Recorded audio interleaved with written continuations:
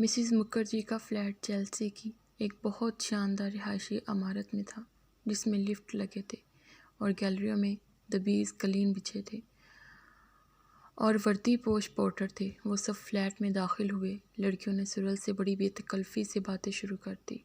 یہ لوگ روشن کی طرح ٹینس نہیں تھے، بڑے گھریلو اور سیدھے سادے انداز میں بات چیت کر رہی تھی۔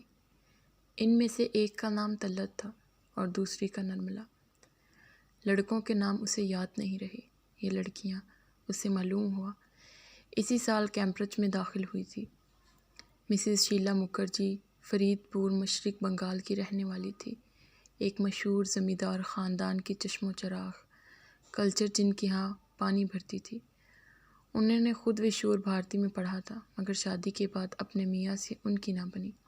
شادی مائی ڈیئر ایک جوا ہوتا ہے۔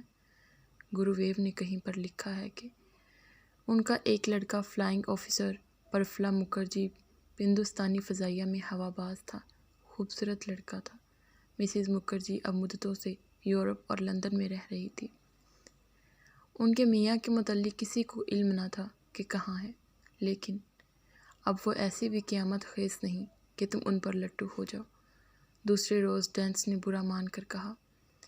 وہ لوگ کالج کے ڈائننگ ہال میں ناشتے کی میز پر بیٹھے تھے۔ دو رویہ سیاہ عبایوں کی قطاریں، چھری کانٹوں کا شور، ہال کے سرے کی میز پر پروفیسروں کی دھیمی دھیمی آوازوں کی بنبناہٹ، اونچے دریچے میں سے باغ کا منظر ٹرنر کی کسی پینٹنگ کی مانند دکھلائی دے رہا تھا۔ سرل نے ذرا جھنجھلا کر کہا، لیکن وقتاً فوقتاً ان سے ملتے ضرور رہا کرو۔ وہ آبزرورز کی کور سپورٹنٹ شپ ڈینس نے کانٹا ہوا میں لہرا کر جواب دیا۔ سرل اگلی بار جب لندن گیا تو ان کے فلیٹ کے پورٹر نے اسے بتایا کہ وہ جنیوا جا چکی ہیں۔ وہ باہر نکل رہا تھا تو اسے ایک اور لڑکی زینے پر ملی اور اسے پہچان کر ذرا سا مسکرائی۔ ہیلو، اس نے کہا۔ سرل نے شائستگی سے جھک کر اسے سلام کیا۔ اسے یاد آیا، یہ وہی لڑکی ہے جو اس روز ٹیگور جینتی میں اسٹیج پر اناؤنسمنٹ کر رہی تھی۔ یہ وہی لڑکا ہے جو ڈینس نے بتایا تھا کہ کسی لارڈ کا بیٹا ہے۔ چمپا نے یاد کیا۔ میں بھی مسز مکھرجی سے ملنے آئی تھی، اس نے سیڑھیاں اتر کر سڑک پر آتے ہوئے کہا، مگر وہ جنیوا گئی ہوئی ہیں۔ آپ یہیں پڑھتی ہیں؟ جی نہیں، میں پیرس میں ہوں۔ آپ نرملا سریو استوا کو جانتے ہیں؟ وہ گرٹن میں ہے۔ جی ہاں، میں مس سریو استوا سے یہی ملا تھا۔ اور کمال رضا؟ سریکھا دیوی سے ان کا ذکر سنا ہے، ملنے کا اتفاق ابھی تک نہیں ہوا۔ آپ روشن ارا کو جانتی ہیں؟ جی نہیں۔ میں نے بھی سریکھا اور ڈینس سی سے ان کا ذکر سنا ہے۔ شروع کے 15-20 منٹ ہمیشہ اس طرح صرف ہوتے ہیں، کیا فلاں کو جانتی ہیں، فلاں سے واقف ہیں؟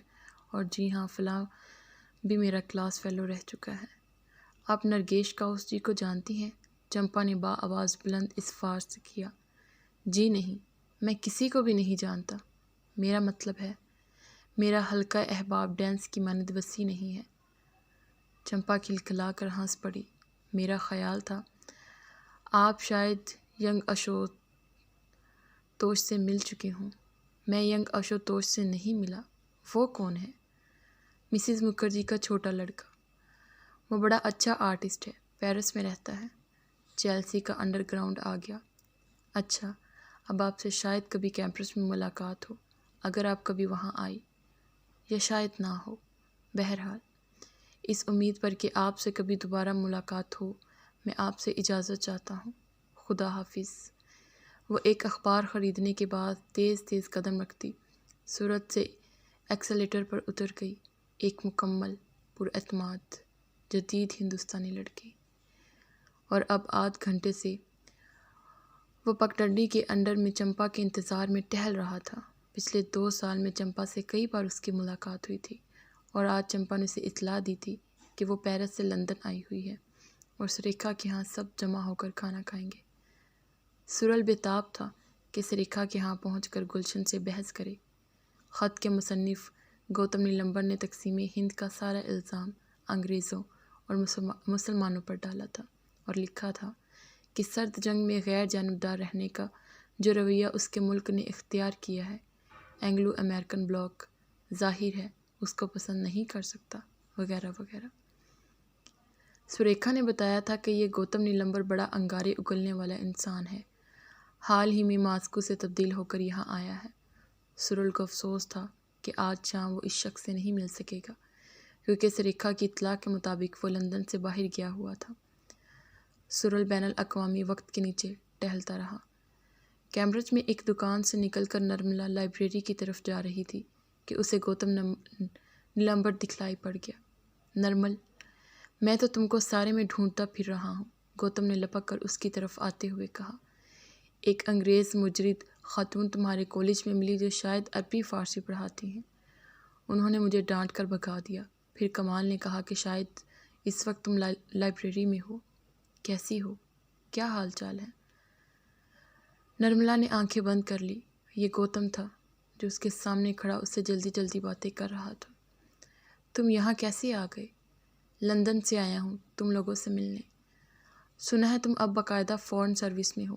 ٹھیک سنا ہے۔ مزے میں ہو؟ ہاں۔ باتیں ختم ہو گئی۔ گوتم نے دیکھا کہ نرملا بڑی ہو گئی تھی، سنجیدہ، باوقار، کم گو۔ لائبریری گول کرو۔ کمال اور دلت نے کہا کہ کوہ نور میں ملیں گے، چلو۔ نرملا خاموشی سے اس کے ساتھ ہو لی۔ برابر سے سیاہ عبایا پہنے طالب علم کی ٹولیاں گزر رہی تھی۔ نرملا گوتم کو بتاتی جا رہی تھی، یہ ڈینس ہے، وہ روشن جا رہی ہے، وہ سرول ایشلی ہے، ادھر والا بلونڈ لڑکا۔ یہ بھی اپنے وقت کے اکیلے ہیں، ان کا جواب نہیں، یہ بھی چمپا باجی کے چیلے بن چکے ہیں۔ اچھا، چمپا سے تم لوگوں کا ملنا ہوتا رہتا ہے؟ اکثر۔ خوش ہیں؟ کیا پتہ، خوشی تو بڑی اضافی چیز ہے۔ گوتم خاموش رہا۔ وہ کنگز کالج کے سامنے سے گزر رہے تھے، ہلکی ہلکی بارش شروع ہو چکی تھی۔ مجھے لگتا ہے، نرملا کہہ رہی تھی، کہ چمپا باجی چند سال بعد مسز مکھرجی کی ایسی بن جائیں گی۔ کتنے دکھ کی بات ہے۔ تم جانتے ہو مسز مکھرجی کو؟ ہاں۔ وقت چوٹ دے کر چپکے سے آگے نکل جاتا ہے۔ کتنے دکھ کی بات ہے، نرملا نے دہرایا۔ گوتم اب بھی خاموش رہا۔ شیلا دیوی 15-20 سال پہلے کیا چیز ہوں گی، لوگ ان سے دو باتیں کر لینا بھی فخر سمجھتے تھے۔ اب بیچاری اپنے بیٹوں کی عمر کے لڑکوں کو گھیر گھیر کر لے جاتی ہے اپنے ہاں کافی پلانے، کتابیں لکھتی ہیں، فلیٹ اسٹریٹ میں مشہور ہے، مگر کیا ان کی کتابیں اور ان کی شہرت زندگی کی ذاتی مسرت کا بہتر معاوضہ ہے؟ چمپا باجی بھی ایسے ہی بن جائیں گی، حالانکہ قصور ان کا نہیں تھا۔ وقت نے ان کو چوٹ دی، انہوں نے دوسروں کو چوٹ دینے کی کوشش کی تھی۔ گوتم چونک اٹھا۔ اس نے نرملا کو غور سے دیکھا۔ نرملا کی آنکھوں پر بارش کی ایک بوند آن پڑی۔ اس نے اپنا چہرہ رومال سے صاف کیا اور کہتی رہی، یہ سرل کا دور ہے، کیونکہ وہ لارڈ ایشلے کا بیٹا ہے، جس طرح تم سردیپ نارائن اور بھیا صاحب سرزکی رضا بہادر کے فرزند تھے۔ نرمل، تم چمپا کے ساتھ بہت بے انصافی برت رہی ہو، گوتم نے آہستہ سے کہا۔ نہیں گوتم، یہ واقعہ ہے۔ چمپا باجی نے علاوہ اس کے کہ وہ خود مایوس ہوئیں، ہمیں بھی مایوس کر دیا ہے۔ کل کمال کہہ رہا تھا کہ کیا بات ہے، چمپا باجی کا سحر رفتہ رفتہ بالکل زائل ہو گیا۔ اس پر طلت نے بھی ٹھیک بات ہی کہی تھی۔ اس نے کہا، چمپا باجی وہی ہیں، ہم لوگ بڑے ہو گئے ہیں۔ گوتم نے اداسی سے دیکھا۔ نرمل نے بات جاری رکھی۔ پیرس میں تھی مگر کام ادھورا چھوڑ کر انگلستان آ گئی۔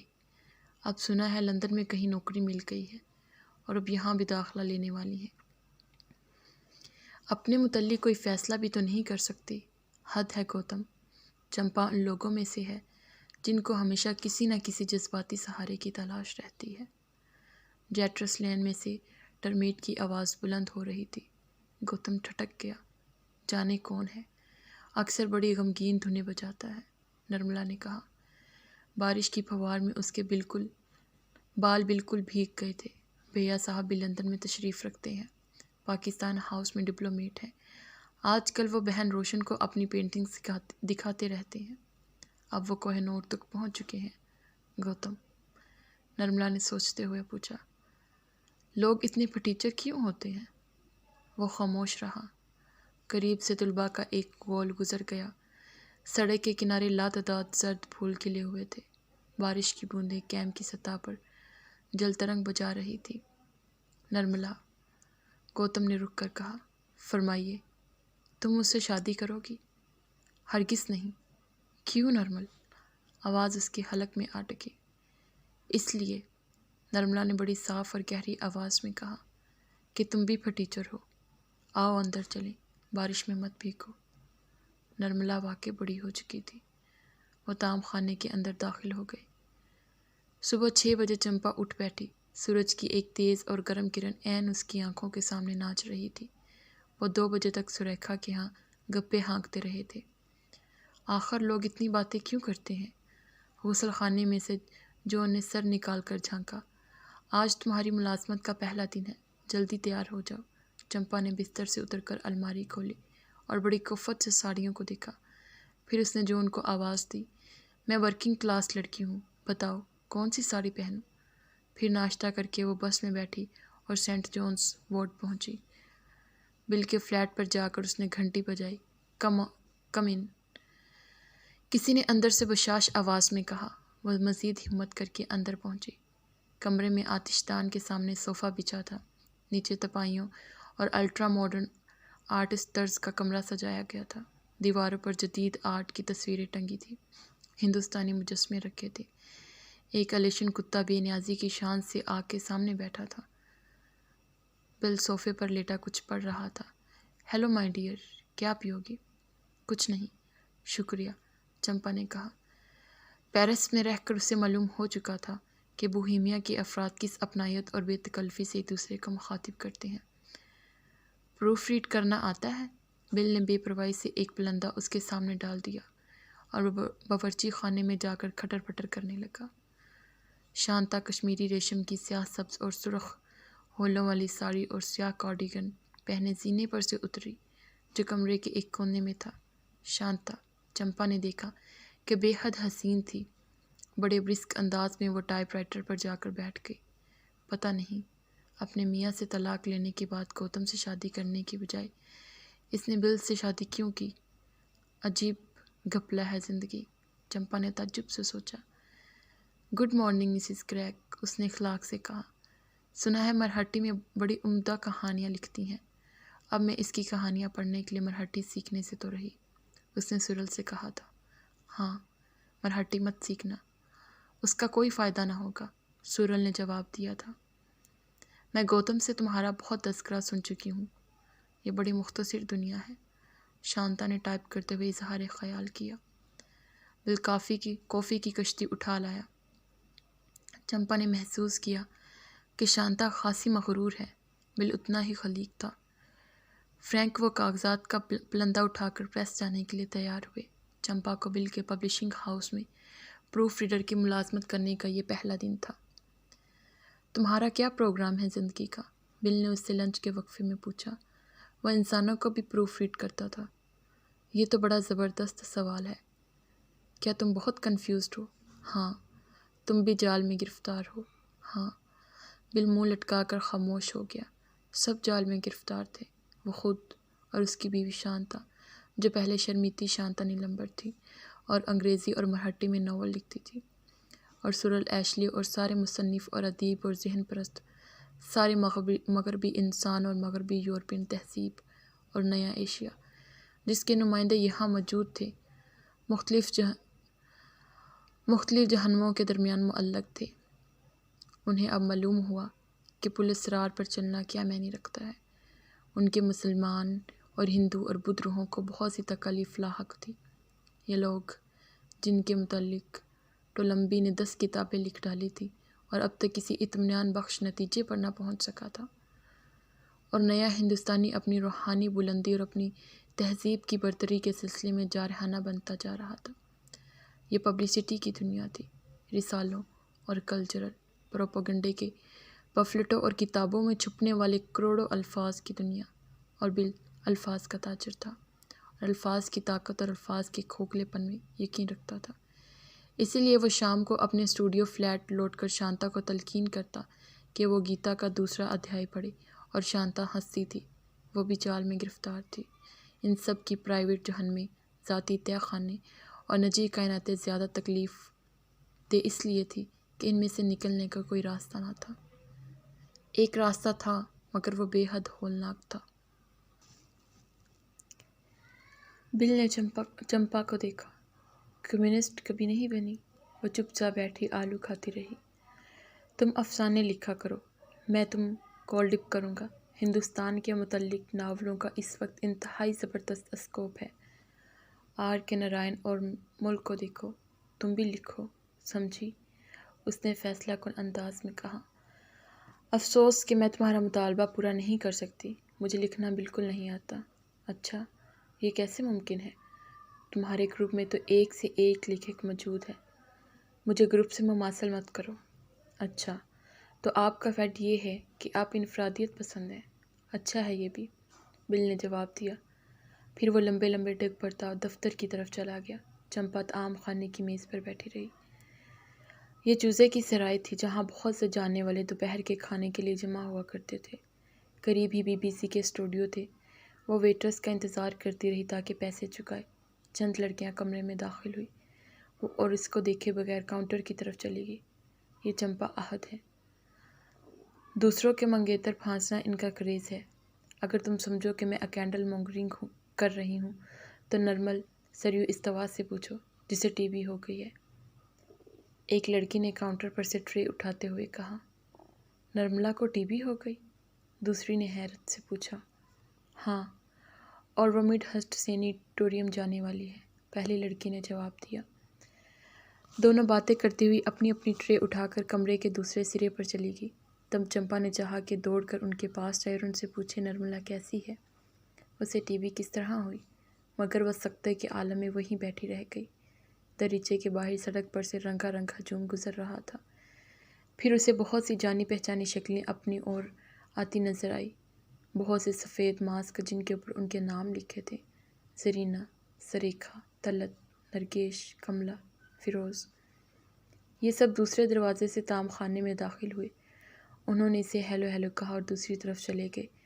وہ سب نرملا کی بیماری کا تذکرہ کر رہے تھے اور بے حد پریشان نظر آتے تھے۔ پھر تیسرے دروازے سے عامر رضا داخل ہوئے۔ ان کے ساتھ سرل کی ہم جماعت روشن آرا تھی۔ عامر رضا کو چمپا نے آج اتنے برسوں بعد دیکھا۔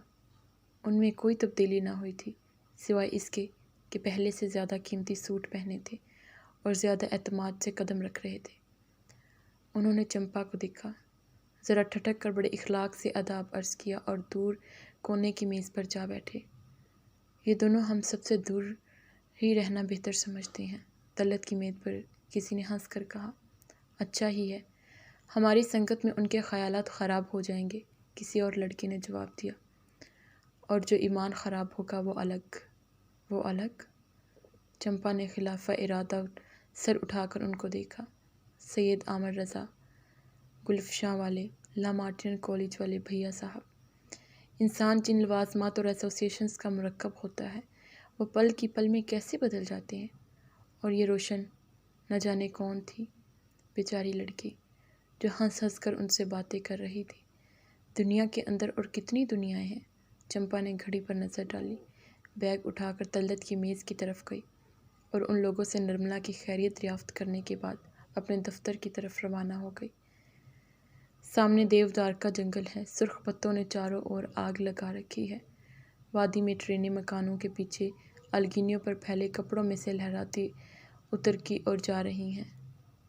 پارک میں زرد پتے اڑ رہے ہیں، جھیل میں ایک اکیلی کشتی ڈولتی ہے۔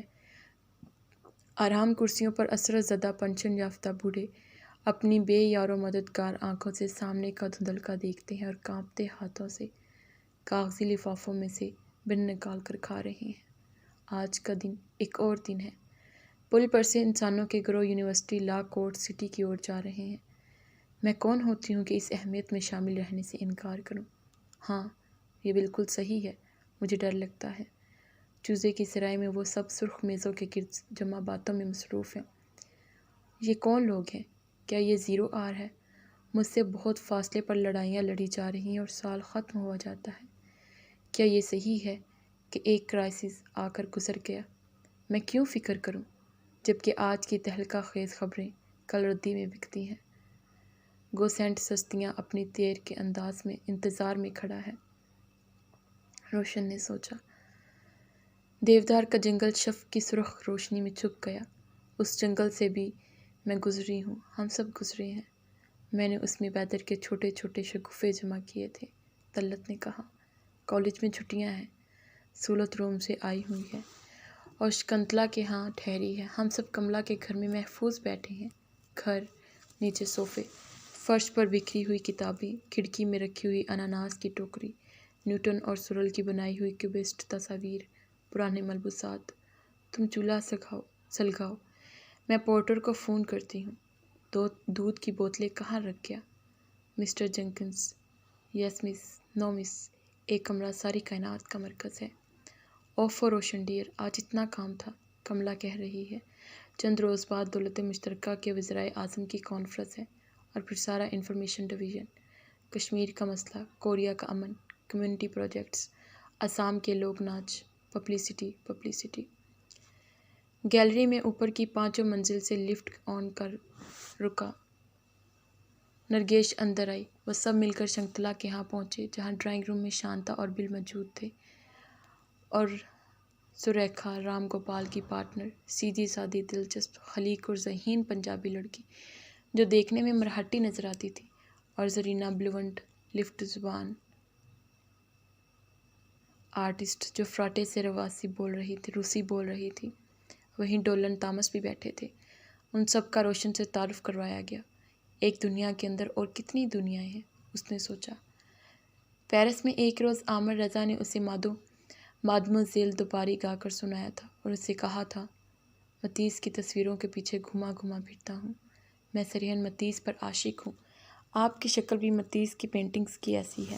اور اس نے کہا تھا، حسین خاتون، میں سکون کی تلاش میں ساری دنیا گھومتا ہوں، جہاں سایہ ملا وہاں بیٹھ گیا، کسی روز میں آپ کو اپنی کہانی سناؤں گا۔ وہ کہانی کیا ہوگی؟ کہانی لکھنے والا کون ہے اور سننے والا کون؟ جی ہاں، میں نے پروفیسر رادھا کرشنن کے لیکچر اٹینڈ کیے ہیں۔ جی نہیں، میں ہیگل پر مونوگراف لکھ رہی ہوں، اس نے مڑ کر بل سے کہا۔ جی نہیں، مجھے دھیان سے دلچسپی نہیں، مغربی فلسفہ میرا موضوع ہے۔ وہ باتیں کرتی بالکنی کی طرف چلی گئی جہاں چاند مکانوں کی چمنیوں میں الجھا ہوا تھا۔ نیچے شفاف سڑکیں پر سے بسیں گزر رہی تھی، تھیٹروں میں تمثیلیں اسٹیج کی طرف جا رہی تھی، دریا پر سے جہاز گزر رہے تھے۔ نیم تاریک اسٹوڈیوز کے دریچوں میں سے یہ چاند اندر جھانک رہا تھا، جہاں ناکام مصور اور گمنام ادیب اور دولت مند مصور اور مشہور ادیب اپنی اپنی کائنات میں گھرے بیٹھے تھے۔ حد نظر تک مکان تھے جن میں لوگ رہتے تھے، ان کو روشن نہیں جانتی تھی۔ عالی شان مکان اور مڈل کلاس مکان اور غریبوں کے مکان اور قلعے اور محل اور کاٹیج، ان سب جگہوں میں دکھ اور سکھ اور محبت اور نفرت اور امید اور نا امیدی اور کامرانی اور شکستہ دلی کے ڈرامے ہو رہے تھے۔ بالکنی سے شہر ڈنیرو کی ایک پینٹنگ کی طرح نظر آ رہا تھا، سرخ اور زرد اور سیاہ دھبوں اور لکیروں کی ہیبت ناک مجموعہ۔ جون کاٹن کا مکان ایک تنگ و تاریک گلی میں تھا جس میں وکٹورین عہد میں استبل تھا۔ استبل کے اوپر کوچا مین کے کمروں میں جون اور نیل اور اجیت رہتے تھے۔ نیل انجینئر ہونے کے علاوہ اس محلے کے اجتماعی جماعت کا سیکرٹری تھا اور اجیت قانون پڑھ رہا تھا۔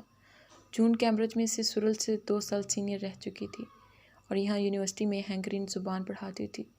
کوچا مین کے کمرے بہت خستہ حالت میں تھے، باورچی خانے میں کتابوں کی الماریاں تھیں اور نیل کی ورکشاپ جس میں وہ گھڑیاں اور بچوں کی موٹریں بنایا کرتا۔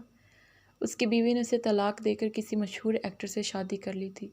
باوجہ نیل کی سیاسی مصروفیات کے اس کے 2 بچے تھے جو گاؤں میں اپنی دادی کے پاس رہتے تھے۔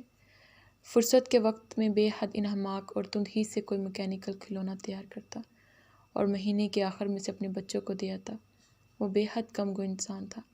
باورچی خانے میں ایک ٹوٹا صوفہ بھی پڑا تھا، ایک شکستہ اسٹوڈیو کے اوپر ریڈیو رکھا تھا جو اکثر بند رہتا تھا۔ نیل اسے ہمیشہ اوور ہال کرتا رہتا تھا۔ نعمت خانہ عموماً خالی رہتا، برتن دھونے کا حوض برتنوں سے بھرا رہتا کیونکہ اس مکان کے تینوں مکین بے حد کاہل تھے۔ الماری میں سے کبھی کبھار ایک آدھ پنیر کا ٹکڑا یا باسی ڈبل روٹی نکل آتی کیونکہ اس گھر کے مکین بے حد مفلس تھے۔ اجیت غریب طالب علم تھا اور نیل اور جون اپنی تنخواہوں کا بیشتر حصہ پارٹی کو دے دیتے تھے۔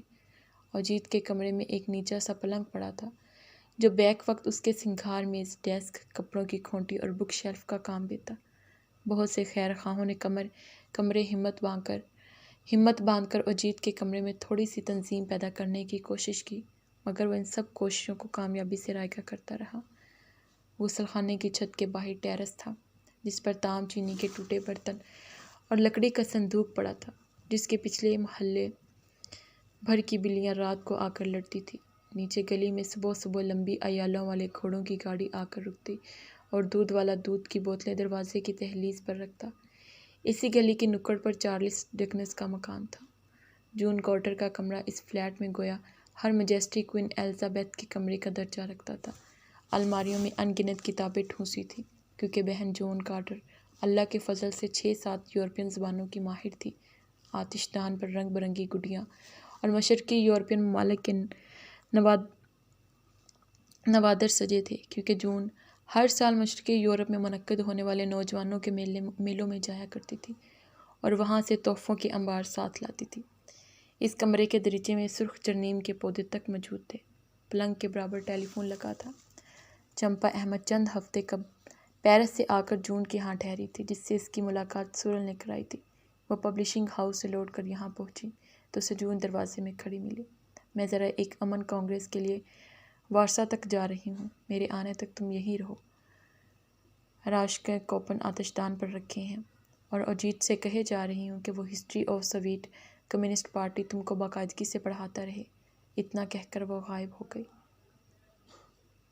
صبح سویرے دودھ کی بوتلیں گیلری میں سے اٹھا کر وہ باورچی خانے میں گئی اور ناشتہ کیا۔ اس کا خیال تھا کہ دونوں لڑکے ڈریسنگ گاؤن پہنے اپنے اپنے کمروں میں سے نکل کر گڈ مارننگ کہتے چائے پینے کے لیے آ جائیں گے، مگر وہاں کا بابا آدم ہی نرالا تھا۔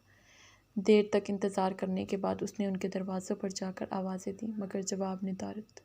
9 بجے اجیت سو کر اٹھے۔ معلوم ہوا کلاس گول کر دی ہے۔ ارادہ ہے پلنگ پر لیٹ کر ہی مطالعہ کریں گے۔ نیل تھوڑی دیر بعد برآمد ہوئے۔ ٹھنڈی چائے پی کر بڑے اطمینان سے کوٹ کندھے پر جلاتے لمبے لمبے ڈگ بھرتے زینے پر سے اتر گئے۔ فرانسیسی انداز میں کندھے اچکا کر چمپا مسکرائی اور برساتی اوڑھ کر اس نے بھی اپنے دفتر کا رخ کیا۔ یہ دستورالعمل اسے ناپسند نہ ہوا۔ جس کی موڈ ہوئی دوسرے سے بات کر لی ورنہ اپنے اپنے کام میں مگن رہے۔ ویکنڈ پر فروز یا سریکھا کے ہاں محفل جمتی اور رات گئے تک ہنگامہ رہتا۔ چمپا بنارس اور لکھنؤ اور پیرس کے بعد زندگی کے اس پیٹرن کی بھی عادی ہو گئی۔ گوتم چمپا سے کہیں نہیں ملا۔ سنا تھا کہ وہ اب بے حد اہم آدمی بن گیا ہے، بے انتہا مصروف رہتا ہے، انڈیا ہاؤس کا سب سے زیادہ کار پرواز افسر ہے۔ کمال کیمبرج میں تھا، ہری شنکر امریکہ میں۔ ایک روز وہ اور سب اس کے ساتھ ہندوستانی طالب علموں کی کانفرنس میں گئی جو وہاں ایکس کے صوبہ زاروں میں منعقد کی گئی تھی، جہاں وہ سب دن بھر ناچتے اور گاتے اور سمپوزیم اور مشاعرے منعقد کرتے۔ ایک رات جب وہ ایک چیری کے درخت کے نیچے کھڑی نوجوانوں کے ہنگامے کو دیکھ رہی تھی جو چاند کے تلے سب سے پربپا تھا، اسے محسوس ہوا کہ وقت پانی کی طرح سرسراتا بہت تیزی سے بہہ رہا ہے۔ جس طرح سبق خرام ندی پر خطر پہاڑیوں اور گھاٹیوں میں پہنچ کر تندرو ہو جاتی ہے اور وہ ایک چٹان پر علیحدہ اور تنہا کھڑی ہے۔ نوجوان لڑکوں اور لڑکیوں کا بہت بڑا گروہ انٹرنیشنل گا رہا تھا۔ بیک وقت اس کے الفاظ انگریزی، اردو اور فرانسیسی میں ادا کیے جا رہے تھے۔ وہ کان لگا کر سنتی رہی۔ دنیا بھر سے ایک ہوئے نوجوان ایک آدرش مہمان لیے۔ One great vision unite us though remote be the lands of our birth. Foes might threaten and smite us, still we live to bring peace to the earth. Every country and nation stirs with youth aspiration. Young folks are singing, happiness bringing, friendship to all the world. Everywhere the youth is singing, freedom song. freedom song, freedom song. یہ سب یہاں سے جا کر کیا کریں گے؟ ان کے ساتھ کیا ہوگا؟ باہر کی دنیا کے ساتھ ان کو کیسے سمجھوتے کرنے پڑیں گے؟ برابر سے برطانوی لڑکوں اور لڑکیوں کی ایک ٹولی ویلش لوک گیت گاتی گزری۔ دور فارم ہاؤس کے ہال میں ڈرامے کی مشق کی جا رہی تھی۔ میں نے یہ سب پہلے بھی دیکھا ہے۔ اس نے ایلیٹ کے کردار کی طرح دہرایا۔ اس کے قریب سے 2 لڑکیاں اور ایک بوڑھا آدمی باتیں کرتے گزرے۔ اس نے چاندی کے دھندلکے میں غور سے دیکھا۔ لڑکیاں فیروز اور طلت تھی، جو پروفیسر لیوی سے باتیں کرتی سبزے کی طرف جا رہی تھی اور اس ماحول اور ان فضاؤں میں مکمل طور سے کھلی ملی معلوم ہو رہی تھی۔ میں ہمیشہ ہر جگہ علیحدہ رہوں گی، اس نے اپنے آپ سے کہا۔ حالانکہ اجیت مجھے ساری history of Soviet communist party پڑھا چکا ہے، آخر میں وہ سب کیوں نہیں کر سکتی جو دوسرے کرتے ہیں؟ وہ آہستہ آہستہ چلتی ہوئی جا کر گجراتی لڑکوں اور لڑکیوں کے گربان میں شامل ہو گئی جو باغ کے ایک حصے میں جاری تھا۔ ہے گووند راکھو جرن اب تو جیون ہارے، سندھ کے کنارے، سندھ کے کنارے، لڑکیوں نے دہرایا۔ الاؤ سرد ہو چلا تھا، وہ سب گھاس پر بیٹھے رہے۔ چاند فارم ہاؤس کی چمنی پر پہنچ گیا۔ بارن میں اسے اکارڈین کی آواز آ رہی تھی۔ پروفیسر لیوی باتیں کیا کیے، ان کی کتاب literature in the of science 1 گھنٹے سے زیر بحث تھی۔ ان کے برف کے ایسے بال چاندی کی روشنی میں چاندی کی مانند چمک رہے تھے۔ ہوا میں خنکی آ چکی تھی۔ مجھے کچھ اپنے متعلق بتاؤ، انہوں نے سوچتے ہوئے کہا۔ اپنے متعلق؟ طلت نے جواب دیا۔ ہم لوگوں میں کوئی خاص بات نہیں، بالکل ذرا سا بھی کوئی اسرار نہیں، قطعاً۔ پروفیسر لیوی کی اور ان لڑکیوں کے درمیان کتنا بڑا فاصلہ تھا۔ پروفیسر کی اور ان کی عقلوں اور عمروں میں نصف صدی سے زیادہ کا تفاوت تھا، لیکن اس کے باوجود ان کے فرشتوں کی ایسی شفقت کی وجہ سے گرما کی اس خنک رات کو دفن کیسی یکایک محسوس ہوئی۔ وہ اتنے بڑے مل آسمی تھے، دنیا کی چوٹی کے دماغوں میں سے ایک، اور کتنے خلوص سے وہ کہہ رہے تھے، جب تم لوگوں نے مجھے بلایا تو حالانکہ میرے پاس وقت نہ تھا، پر میں نے سوچا میری قوم نے اتنی صدیوں ایک جو برتاؤ تمہارے ساتھ کیا ہے، ذاتی طور پر ایک اکیلے فرد کی حیثیت سے اپنی جگہ اس کا کفارہ اسی طرح ادا کر سکتا ہوں کہ تم لوگ جب بھی کہو میں تمہاری محفل میں آ شامل ہوں۔ طلت نے خوش ٹہنی آگ میں پھینکی اور اس نے ہائی مین لیوی سے کہا، ہم اتنے ہون ہی سے لوگ ہیں، اور غالباً سخت خوفزدہ، جو تامس بیگٹ کے کورس کی پجاری عورتوں کی طرح چلا رہے ہیں۔ فضا کو دھوؤ، آسمان کو دھوؤ، پتھر کو پتھر سے علیحدہ کر کے دھوؤ۔ زمین ناپاک ہے، پانی ناپاک ہے، ہمارے جانوروں کے گلے، ہم خود خون میں لت پت ہیں۔ خون کی بارش نے میری آنکھیں اندھی کر دی ہیں۔ میں خشک پتھروں کی سرزمین پر گھومتی ہوں، اور اگر میں ان پتھروں کو چھو لوں تو ان سے بھی خوب خون بہنے لگتا ہے۔ میں ٹھنڈے موسم بہارا کی طرح کس طرح لوٹوں؟ فضا کو دھو، آسمان کو دھو، پتھر کو پتھر سے علیحدہ کر کے دھو، ہڈیوں کو دھو، دماغ کو دھو، روح کو دھو۔ بارن میں یکلخت گٹار کی آواز بلند ہوئی۔ ایوان مک کال کی صاف گہری آواز سارے میں چھا گئی۔ اب رات زیادہ آ گئی ہے۔ میں اگر تیز تیز چلوں تو قریب کے کسی اسٹیشن سے شہر کے لیے ٹرین پکڑ لوں گا۔ پروفیسر لیوی نے پتھر پر سے اٹھتے ہوئے کہا۔ آپ پیدل جائیے گا؟ فیروز نے گھبرا کر کہا۔ کیا حرج ہے؟ انہوں نے اطمینان سے جواب دیا۔ پیدل چلنا کوئی بری بات ہے؟ ابھی تو شاید بس بھی یہاں سے کوئی میل بھر کے فاصلے پر مل جائے گی۔ لڑکوں اور لڑکیوں کی ٹولیاں مختلف یورپین زبانوں کے کورس گاتے فارم ہاؤس کی طرف جا رہے تھے۔ سامنے سیب کے جھنڈ میں ایک کار آن کر رکی۔ ایلو، عامر رضا نے آواز دی۔ ایلو، اجیت نے خالص فرانسیسی لہجے میں نعرہ بلند کیا۔ آئیے آئیے بھیا صاحب، طلت نے کہا۔ وہ سب بارن میں داخل ہو گئے۔ میں جلدی میں ہوں۔ دور سے گانوں کی آوازیں سنی تو ٹھٹک گیا۔ انہوں نے طلت سے کہا۔ پھر وہ ایک اطالوی لڑکی سے نہایت کی نو لفٹ انداز میں جھک کر مخاطب ہوئے۔ مجھے اپنا سیسکو فون دو۔ بھیا صاحب، آپ ایوان سے ملے ہیں؟ فیروز نے لکھنؤ کے ناطے سے ان سے اخلاق برتنے کی ساکھ کی۔ یہ اس ملک کے سب سے بڑے بیلٹ گانے والے ہیں اور بہترین ڈراماٹسٹ۔ مجھے اپنے سیسکو کو فون دو، میں تمہیں وینس کی نہروں کا ایک گیت سناؤں گا۔ عامر رضا نے فرانسیسی انداز میں اطالوی لڑکی سے کہا۔ لا حول ولا قوت۔ فیروز نے جھنجلا کر ان سے سوشل گفتگو کی ساتھ ترک کر دی۔ آئیے یہاں بیٹھیے عامر بھائی۔ ونود نے ان کی لئی پرال پر جگہ بنائی۔ سب لوگ ان سے طلت اور کمال کے کزن کی حیثیت سے واقف تھے۔ اطالوی لڑکی بھی اپنا باجا سنبھال کر ان کے قریب جا بیٹھی۔ ترقی پسند عوامی محاذ خطرے میں ہے، سریکھا نے چپکے سے زرینہ کے کان میں کہا۔ بھائی عامر کی حالت پہلے ہی ناگفتہ بے ہے، فیروز نے سرگوشی میں تشویش ظاہر کی، اور بہن مریبہ گرز والی اتنی دور روم سے ڈیلیگیٹ بن کر اس لیے آئی تھی کہ بھیا صاحب ان کو وینس کے گیت سنائیں۔ یا اللہ تو ہی رحم کر، طلت جھل بن کر کہا۔ یہ بھی تو اپنے وقت کے روڈلف ویلنٹیو ہیں، شیلا نے اظہار خیال کیا۔ لڑکوں نے پرچھتی پر چڑھ کر ایک اسپینش گیت شروع کیا۔ اچھا بھائی بھون فا نوئی، کچھ دیر بعد عامر رضا نے پرال پر سے اٹھتے ہوئے کہا۔ بون نوئی کورس ہوا۔ بارن سے باہر نکل کر وہ سیبوں کے جھنڈ میں غائب ہو گئے۔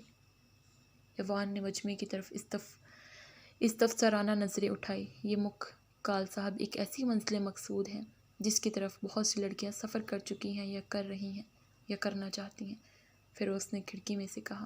ماشاء اللہ، کس قدر پروفاؤنڈ بات کہی ہے، طلت نے داد دی۔ سب نے مل کر امریکن حبشیوں کا بیلٹ شروع کر دیا۔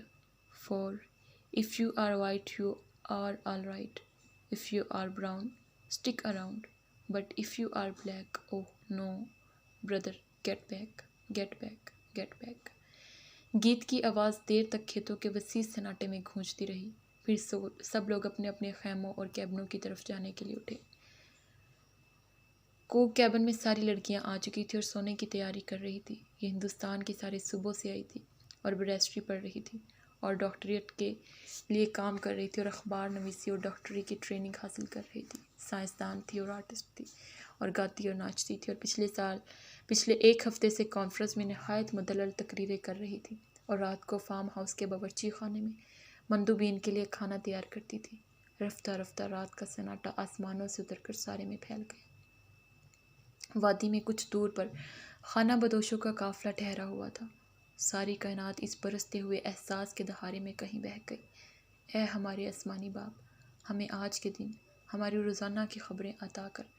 طلت نے کانفرنس سے لوٹ کر شہر کے اسٹیشن میں پہنچتے ہوئے آنکھیں بند کر کے دعا مانگی اور سرپٹ دفتر کی طرف دوڑی۔ آج کل وہ ایک اخبار کے دفتر میں کام کر رہی تھی۔ نیوز روم میں وہی گہما گہمی تھی۔ اس نے اپنی میز پر جا کر کاغذات کو الٹا پلٹا۔ اتنے میں ٹیلی فون کی گھنٹی بجی۔ ہیلو ہیلو، ہاں کون ہے بھائی؟ دوسرے سرے پر فیروز دہاڑ رہی تھی۔ ساجدہ آپا کسی بین الاقوامی کانفرنس سے لوٹی ہیں، چچا نے کہا ہے فوراً اسٹوڈیو پہنچ کر ان کا انٹرویو کرو۔ وہ سپہر کو اسٹوڈیو پہنچی۔ بی بی سی کی کینٹین میں حسب معمول شور قیامت مچا تھا۔ یورپین، مڈل ایسٹرن اور ایسٹرن سروسز کے لوگ اپنے اپنے دفتروں سے نکل کر لنچ کے لیے آ رہے تھے۔ ہسپانوی، اسرائیلی، عرب، ایرانی، فرانسیسی، ہندوستانی، پاکستانی، ان سب کی عجیب و غریب برادری تھی۔ بہت سی میزیں برابر برابر لگا کر ہندوستانی اور پاکستانی کراؤڈ اکٹھا بیٹھا کرتا۔ یہ تقریباً سارے یکسارے اولڈ ٹائمرز تھے۔ صدیق احمد صدیقی جو علی گڑھ برادری کے جگر چچا اور اپنی ذات سے انجمن تھے، یاور عباس، اعجاز بٹالوی، تقی سید، آل حسن، عطیہ، زرینہ، اور وہ وفد آ گیا جس کا انٹرویو ہے۔ طلت نے اندر آ کر فیروز سے پوچھا۔ کینٹین میں ایک طرف کو ساجدہ آپا کناج سے بیٹھی پیالی میں کانٹا بجا رہی تھی۔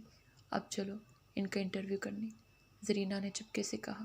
ان کا اور وہ وفد کہاں گیا جو جانے کہاں سے ہو کر آ رہا ہے؟ یہی تو وفد ہے، زرینہ نے اس انداز سے کہا گویا اب دنیا کو کوئی رنج و غم اس پر مزید اثر نہیں کر سکتا۔ بس ہر وقت ہاتھ میں ہلا کر اور کندھے اچکاتے ہوئے طرح طرح کی شکلیں بناتے سڑکوں کے کنارے بیٹھے کافی پیتے رہتے ہیں۔ ساجدہ بیگم بیزاری سے فیروز سے مخاطب تھی۔ جی ہاں، بڑے بےہودہ ہوتے ہیں۔ اب یہی دیکھیے، سڑک پر بیٹھ کر کافی پینے کی کیا تک ہے؟ زرینہ نے کامل اتفاق اظہار کیا۔ کون؟ طلت نے چپکے سے پوچھا۔ اطالوی یا غالباً فرنچ، ان میں سے ایک قوم سے یہ بہت خفا ہیں، زرینہ نے بتایا۔ چچ پوڈریئرز، طلت نے کہا۔ بوش، ساجدہ آپا نے بات ختم کی، مجھے ہر دفعہ انگلینڈ دو۔ اسٹوڈیو میں پہنچ کر ساجدہ بیگم مائک کے سامنے بیٹھی۔ جب میں میڈرڈ میں تھی تو اہلیہ آہرنبرگ سے میں نے کہا۔ بوش، ساجدہ۔ طلت نے نڈھال ہو کر اسکرپٹ ایک طرف رکھ دیا۔ دیکھو ساجدہ آپا، گپ نہ ہانکو، مجھے معلوم ہے تم میڈرڈ کبھی نہیں گئی۔ چلو میڈرڈ کی بجائے اوسلو کر دو، فرق کیا پڑتا ہے؟ زرینہ نے اطمینان سے رائے دی۔ اور اہلیہ آہرنبرگ کون ہے؟ فیروز نے طلت سے مطالبہ کیا۔ یہ آہرنبرگ صاحب کے گھر میں سے ہیں، زرینہ نے جواب دیا۔ دوسری بات یہ کہ میڈرڈ میں کر رہے تھے، فیروز نے مزید چرح کی۔ کیا میڈرڈ کہاں؟ غریب اہلیہ۔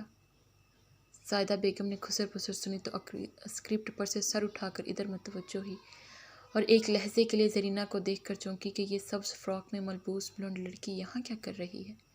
پھر غالباً ان کو یاد آ گیا کہ یہ زرینہ ہے۔ کیا پوچھنا ہے آپ کو؟